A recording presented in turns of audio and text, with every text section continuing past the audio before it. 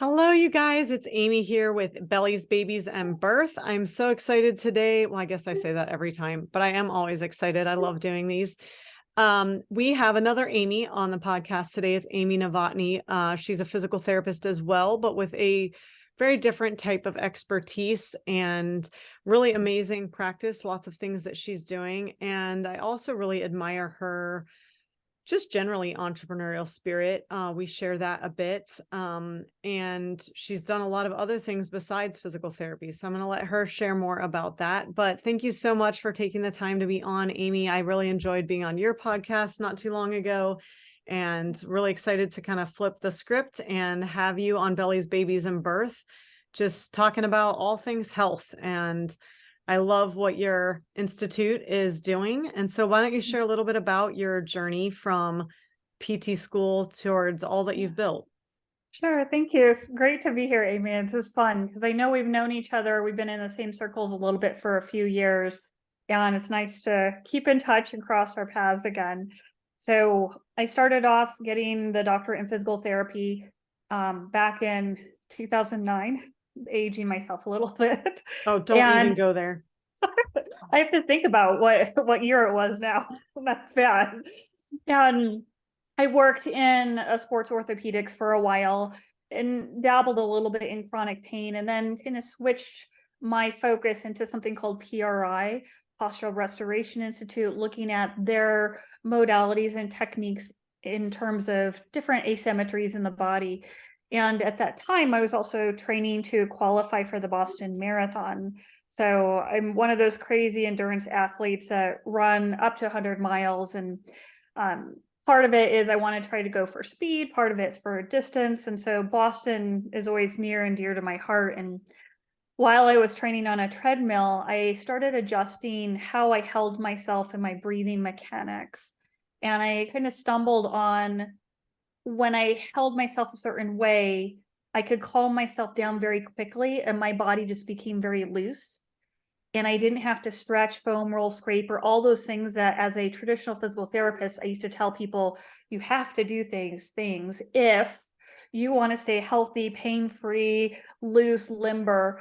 And so I stopped doing all those things. And I was running at a fast pace, 8 miles 3 times a week on a treadmill in 55 minutes, and I stopped doing all the things I was telling my current patients to do to stay pain-free.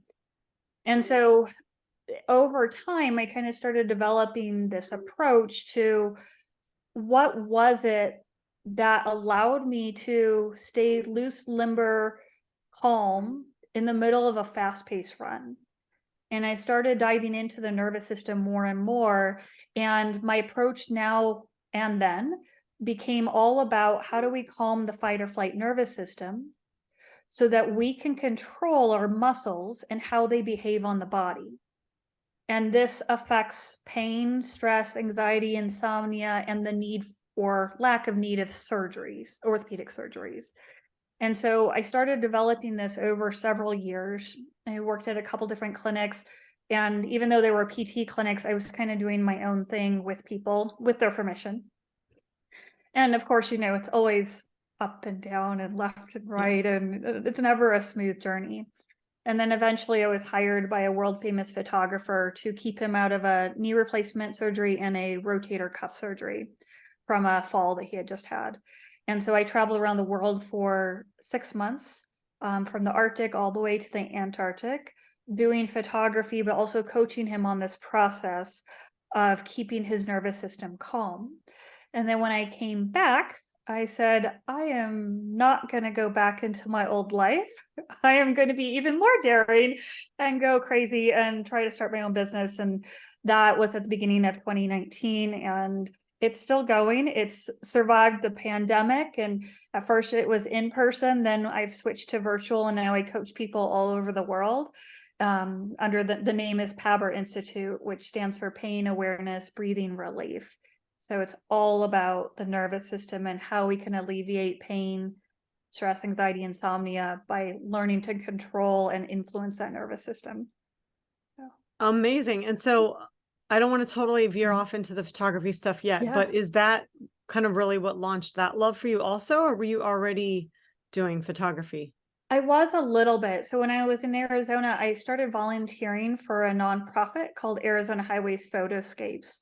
And they host different photo workshops around the state and even the country.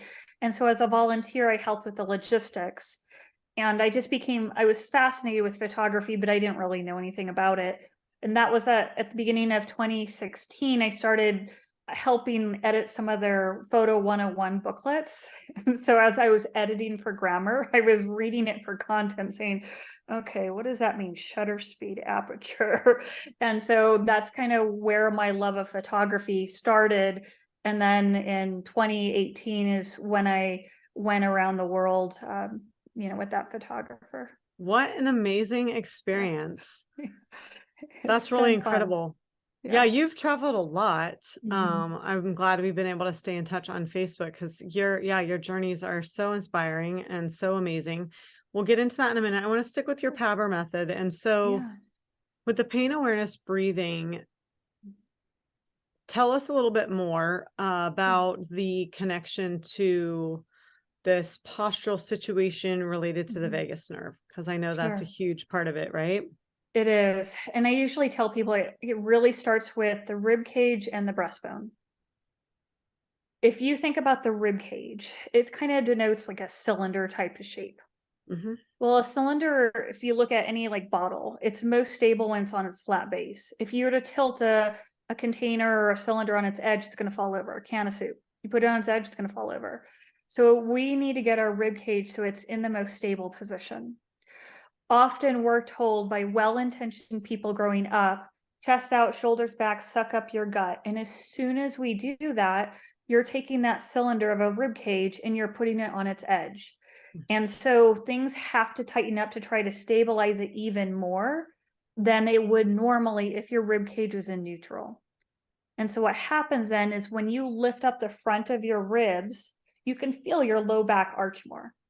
And when your low back starts to arch more, the back muscles along the spine start to kick in to stabilize you on that edge. And unfortunately, the fight or flight nervous system lies along your spine. So the more those back muscles compress along your spine, the more they're physically activating that fight or flight nervous system, telling your body to be on guard. Now, for some people, be on guard means tighten everything up. For other people, be on guard means tighten some things up more than other things, but everything is still tightened up. And so what people will find is they have a certain pattern where there is this dominance of these just certain muscles that really contract, even though the rest of the body tightens up to prepare them to fight, flee, freeze, whatever it might be. And so when all of that happens, a lot of it happens without your awareness. And so people kind of lose this ability to sense that their body's tense, unless it's an extreme situation. Like if you heard a really loud sound, you jumped, you'll likely feel that your muscles tighten up. But there's a subtlety that happens just with daily life stressors. You get a phone call that didn't go well. You had a argument with someone. You're in the traffic and it was jammed packed and you're late. Like all of those things will just slightly tense you up. And the problem is we're not taught how to relax that. And we're not taught to do that on a daily basis.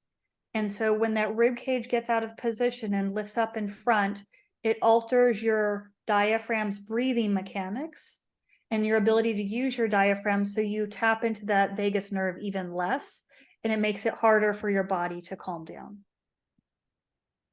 100% agree with all of that. Yeah. And obviously I look to like the impact on the pelvis and like the tension in the back versus the front and all of that. And Yeah. huge part of fascial work is also like, okay, where's the symptoms, but then look elsewhere for the cause. Like that tension in the back might be causing pain in those back muscles that are clenching, but then that reactive force in the front, maybe psoas, that's always a good go-to. Especially Yes. running parallel with that vagus nerve, is, got to factor in all those pieces.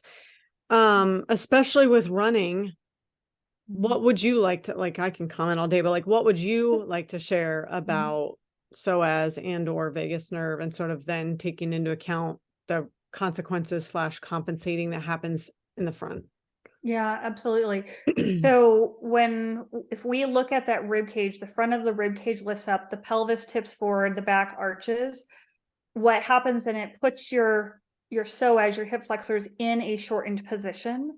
And so when your pelvis is tipped forward and you're running or walking, because of the orientation now, you're going to use your hip flexors to lift up your leg to move you forward, more so than pushing off to get your leg to go forward. Yep. So a lot of times I'll tell people about the hamstrings that attach, I say, right under your butt fold. Those muscles right under there, under your butt fold.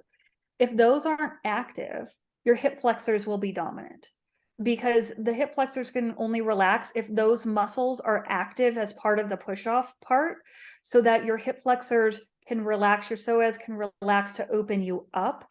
And at the same time, the ribs can drop down in front, which can help you stimulate that vagus nerve. So it's kind of, it all works together to help free up the pelvis. But you know very well, Amy, how much we store emotions in our pelvis. It's a very And diaphragm. Yes. Yes. Solar Very plexus. precious. Yes. The whole area. Yeah. It's very precious to us. We protect it like nothing else. And so it's scary and vulnerable for people to work on releasing it. So the key is they have to have something to stabilize them if they really want to free up something. Yeah, really well said. So let's break it down a little bit. Like, I think we have quite a few runners we work with and that could be listening, and even people that just want to kind of keep some general fitness, whether that's jogging or CrossFit or just going to the gym and doing just a little bit of everything, just basic fitness. What are some breathing things that you like to start with, just for people practically to check in with their body to even see if any of this stuff's going on for them? Yeah. So one of the things I usually have people check is, first, put one hand on the chest, one hand on the belly. When you breathe out, what happens? If you feel your gut suck in and your chest stay still or pop out, your breathing mechanics are backwards. Okay.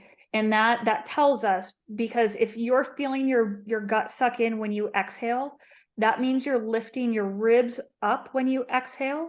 And when you lift your ribs up when you exhale, guess what? The diaphragm also goes up, which then makes the diaphragm flatter for on the inhalation. So we want the ribs to actually go down when you exhale, so that as the ribs go down and the side abs come down, they help support the walls of the diaphragm and make it taller. So on the next inhale, the dome can drop down. So that's something I'll just check with people and say, okay, when you blow out, do you feel your chest go in and your belly come out? Most people will say they feel the opposite. And so I'll say your breathing pattern now is in a fight or flight breathing pattern if you feel your gut suck in on the exhale. And it's not an easy switch. It is hugely hard to switch and let that belly go, especially if they're an athlete or someone who has worked on creating the perfect Superman posture. That is extremely hard to shift them and to get the rib cage to drop down on the exhalation to prepare for a inhalation that stimulates the vagus nerve. Do you find it's most helpful? I think a lot of times when we think of practicing breathing, or even, sometimes in yoga, you'll lay down or sit up, but do you feel like there's an optimal position to really feel or practice this in because of life and general stressors? I wish there was a good answer for that, but there's not.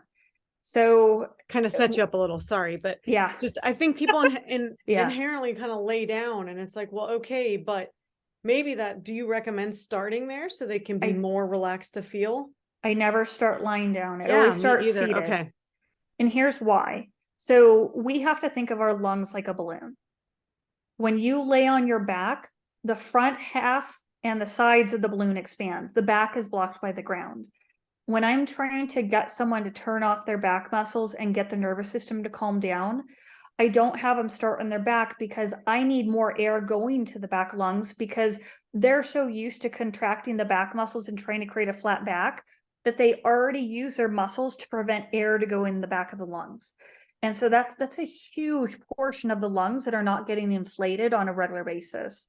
So I'll usually get people sitting in a very comfortable chair where they're relaxed all the way back, but it still allows their lungs to inflate three-dimensionally like a balloon. Now, there are times where someone might have some type of neck issue, radiating pain issue, where we can't find a comfortable position sitting. So then we Yeah, might fair look enough. at laying on the side or possibly even laying on the back, but in a reclined kind of position on their back with their knees bent.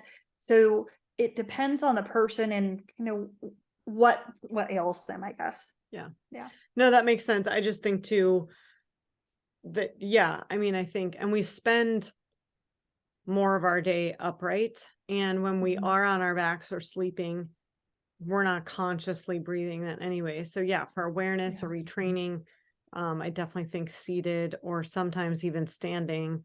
But yeah, Mhm. to get them maximally relaxed and calming that nervous system, Yeah. super important. Yeah. And so you're no longer in Arizona. Sad for us. So what are you primarily interacting with clients virtually at this point?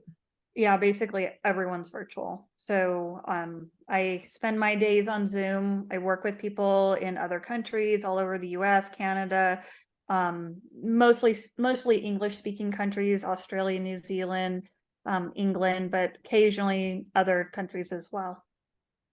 That's exciting. Where do you feel like things are taking you next? Well, I want to keep growing it, but obviously, it's sometimes hard for people with time zones or with limited time with me. So I just launched some video courses that take people through the basics of this. So people who have time constraints or busy, they can follow these videos that take them along the process that is a general guideline for how people can shift and change their body and change their nervous system. Now, some people that are more involved that have a lot of ailments in that, and they have one layer of compensation on another, then we would probably work one-on-one. And possibly later this year or next year, I may go back to doing live group courses as well. I did them last year, but just took a little bit of a break right now. So I'll be resuming those maybe in the fall or early spring next year. Awesome. Yeah, I'm sure that would be very beneficial just for you to be able to work with people in person again Yeah. too. Yeah. Tell us a little bit about, you shared obviously the focus on breathing, which makes complete sense, especially for calming the nervous system and Yeah. all of that. What are some of the other nervous system approaches that you use? So along with the breathing, I really talk about like the rib cage position, as I mentioned earlier. And let me give you an example just so I can explain that a little bit better. If we think about like tigers, lions, cats, and dogs, when they're sleeping and resting for quite a bit of the time, they curl up in a ball. They turn their nervous system off. When they wake up, what do? They stretch their back, they arch their back, stimulates the nervous system to ramp them up. We do this too when we yawn. A lot of times people will yawn and they're like, oh yeah, and they put their arms back, they arch their back. So the more we can get people to think about how their back and rib cage is positioned, that's a physical stimulus to the fight or flight nervous system.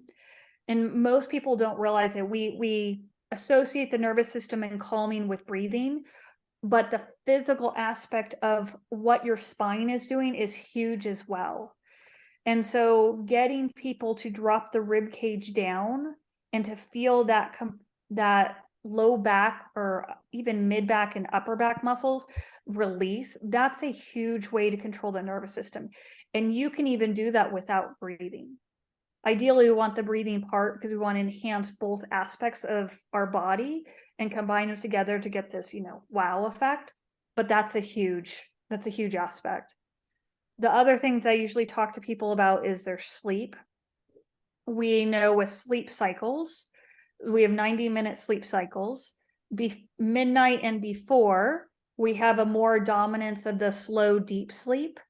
And that's when our body's converting from fight or flight mode into parasympathetic relaxation. After midnight, usually like 1 to 4 a.m., that's when you have more dominance of REM sleep within that 90-minute cycle. So a lot of people right now, and entrepreneurs and just anyone, they like to stay up past midnight and think, okay, I'll be fine. I can just sleep till 8 or sleep till 7 or whatever. But they're losing the ability to calm their nervous system down, because that happens in that slow wave deep sleep that's more predominant before midnight. So I'm usually telling people, hey, let's try to get to bed where you're asleep by 10 o'clock.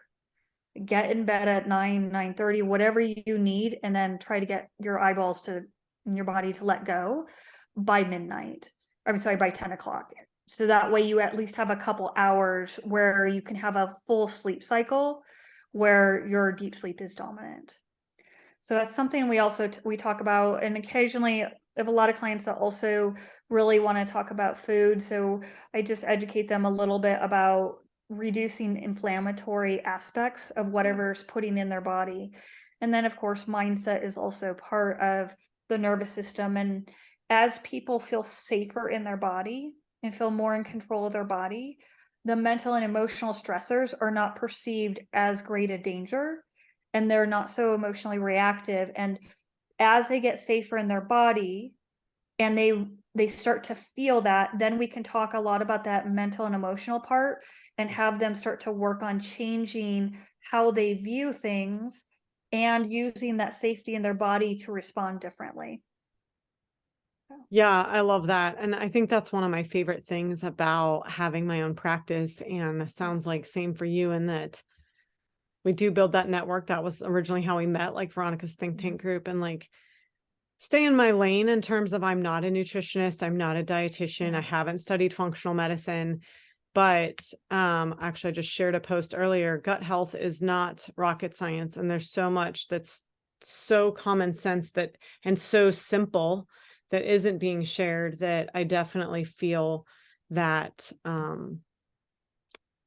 compelling nature to share information with clients. And I mean, yeah, we can do all the most amazing things in the world. And I think calming the nervous system is a huge piece. It's a big part of why we have the yoga studio here with our space. But if their eating or sleep contributes to high inflammatory levels, like, yeah, you're just going to be swimming upstream the whole way. So yeah, I 100% agree. You might be giving me some new language too. It's interesting. I don't think I've worded it quite that way in terms of the stackability with the rib cage. The phrase I use a lot with clients is loadability. So when we're checking their basic alignment in the evaluation, and I'm looking at them from the side, it's like, okay, like you said, so many people are like, stand up straight. And so then that kyphotic curve that's supposed to be rounded to some degree to balance out the neck and the low back is like, we're supposed to be a nice loadable spring. And so if we've tipped that, we don't load like a spring, we create a hinge point that's going to take a beating.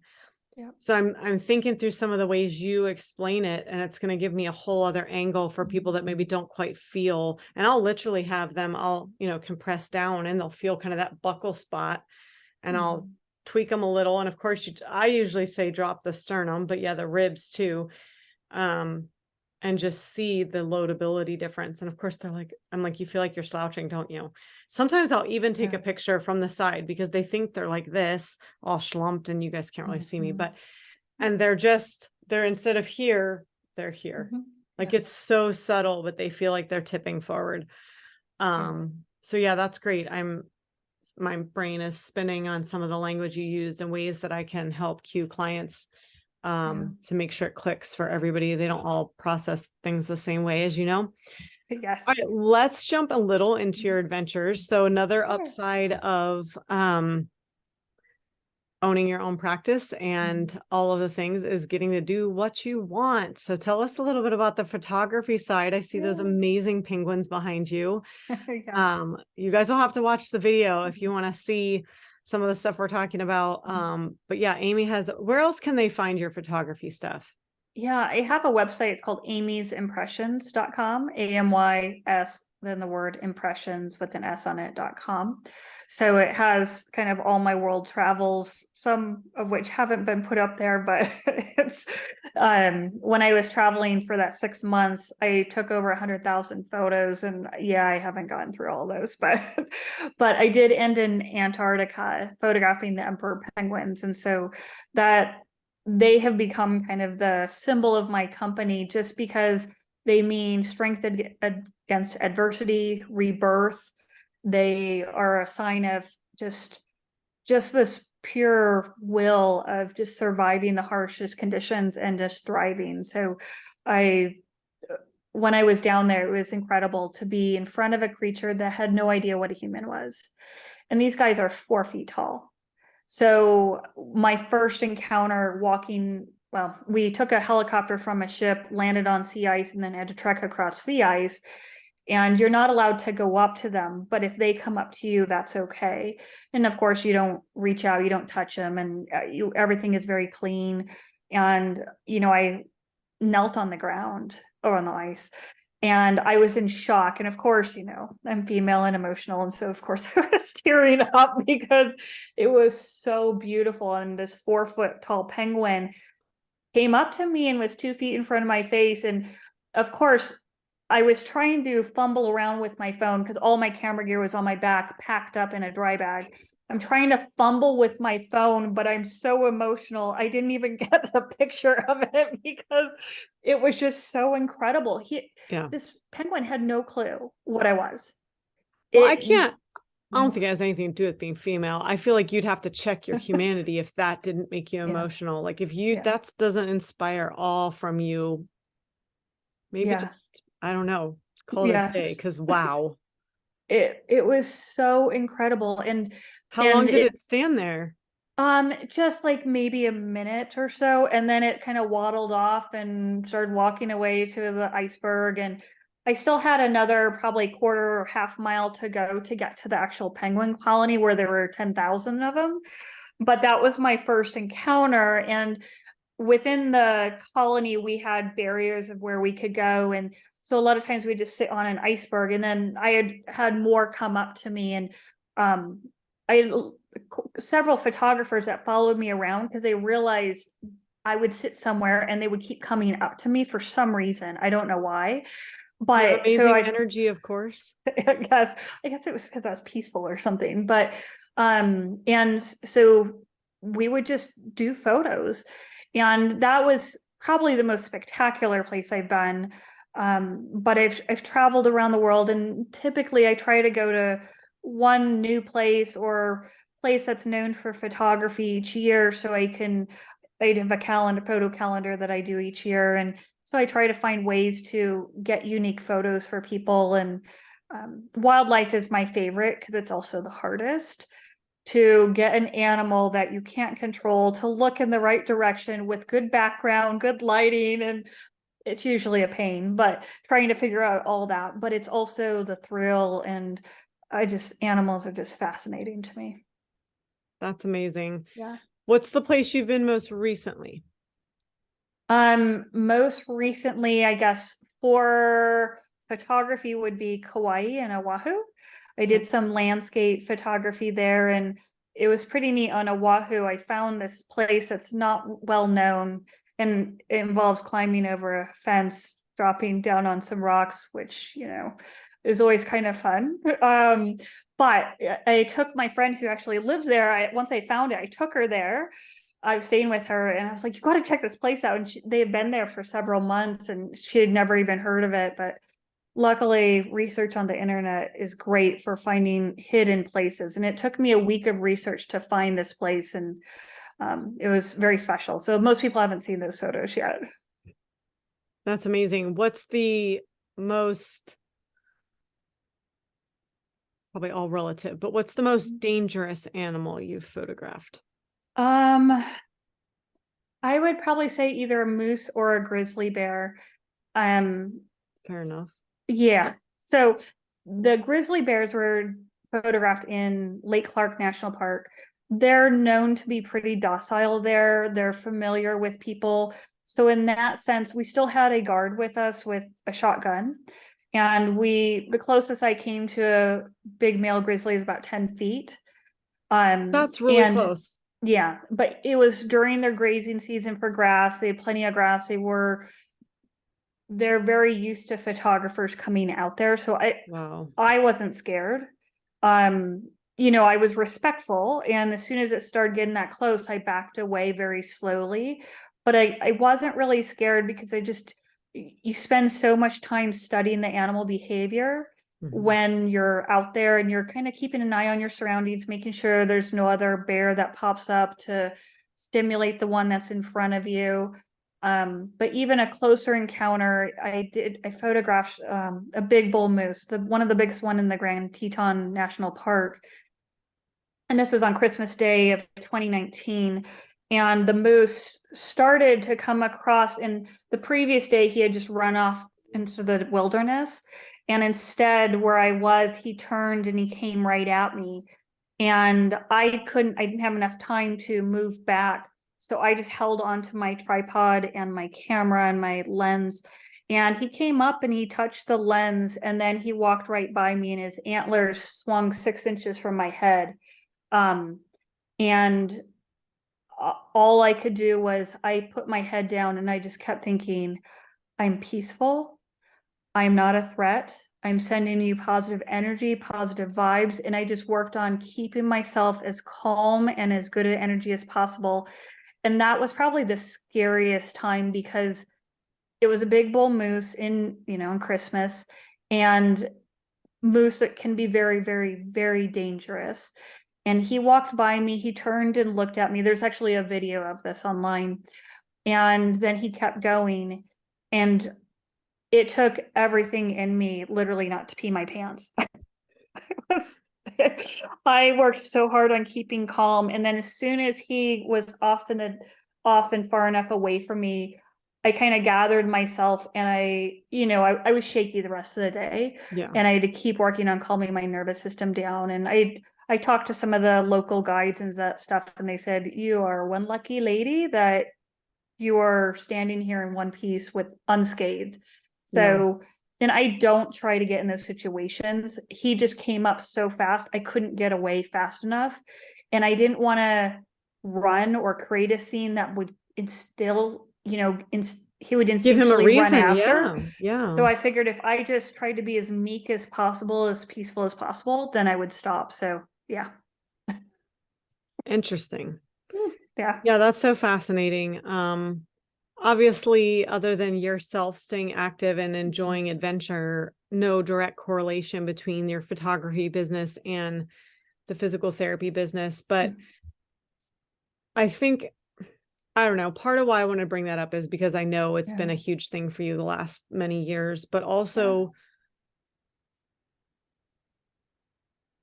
I have a lot of people, I don't know if this happens to you. I have a lot of people who, or even just as interviewing and hiring other PTs and different things, that either are thinking about starting their own business, or they want a cash practice, or they're not sure, but they're exploring, or just different things that they're considering. Right. And most of my brain's sitting here going, you have no idea what you're wishing for. Right. I did air quotes, guys that are listening. So, but there's also the freedom, and there's also, and God bless, like much, much, much love towards Aaron and Greg Todd, and Aaron LeBauer, Greg Todd, Jared Carter, my coach, Paul Goff, like all of those mentors and business coaches. And there's dozens of others, and there's getting to be a lot more females, which I'm grateful for also. But I feel like one of my messages is there's no right way you have to do this. There's a ton of right ways and wrong ways. There's definitely mistakes and lessons and things I'd do differently if I started over. But I think too, just the freedom, and I don't know that you even structured your business like in a super direct, conscious way to create that space for your photography, but to other people considering their own business, what's maybe a piece of advice you personally want to share, or maybe something else you want to warn people about? Yeah. So I would say, and I didn't do this, so this is why I say I would do it. Get around people before you start your own business. Get around people who have already started their business. Start hanging around in entrepreneur groups. I literally started my business and I didn't even know what to do. I started with getting a website, and then someone told me I needed a business EIN and a business bank account. And I was like, wait, what? What do I have to do? Wait, register my business, like all of these different things. I had no clue. And so if you start hanging around other entrepreneurs, whether it doesn't even have to be other health entrepreneurs, just entrepreneurs, period, and people who've started their own businesses, you will be fast tracked much better, and you'll have less tears than I did, because it's scary. It is extremely scary. And the freedom is there, which is definitely part of why I was doing it. The biggest reason I was doing it is because I wanted to reach more people. I felt very stagnant when I worked for someone else, and I was typically told I had to treat a certain way, and I was tired of people telling me I had to treat a certain way, especially when I knew some of the things that were traditional were not really helping people. Yeah. And so I would say getting around entrepreneurs, which I did later. I did about 3 months after starting my business. Oh, 3 months. That's so fast. Good job.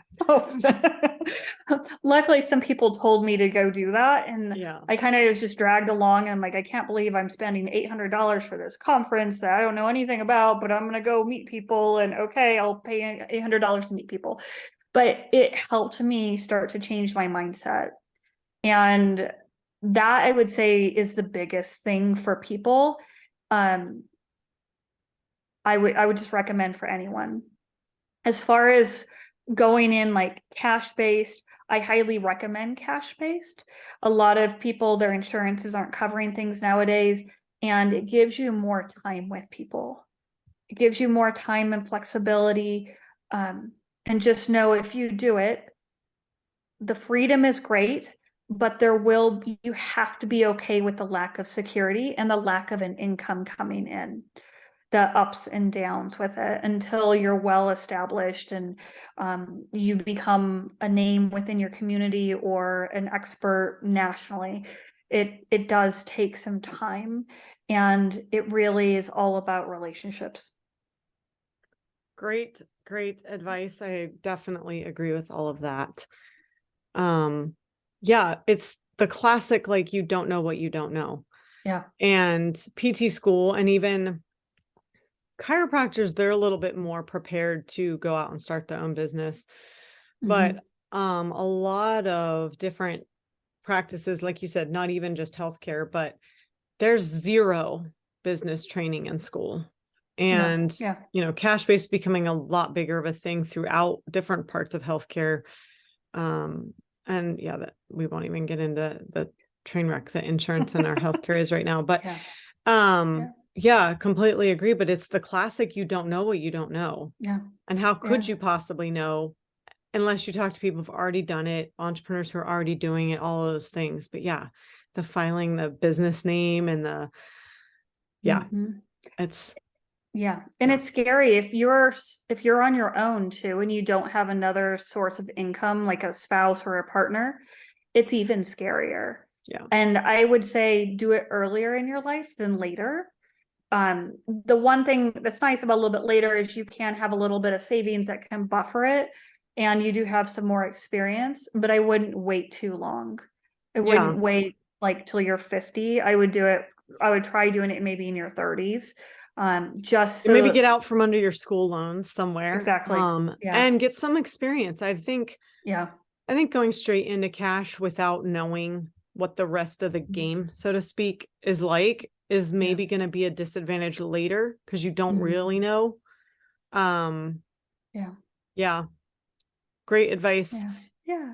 I do think the freedom sometimes gets discounted, or I know I've discounted myself and the way I've chosen to do things. At times I'll look at other business owners and be like, well, if I'd done that or done that, or I just get so focused on what I want to do and where I want to go that I forget well, Amy, maybe you didn't do this, but you got to Yeah. have this, this, and this along the way. Like I never, Exactly. my kids weren't in daycare. I never Mhm. didn't take a salary.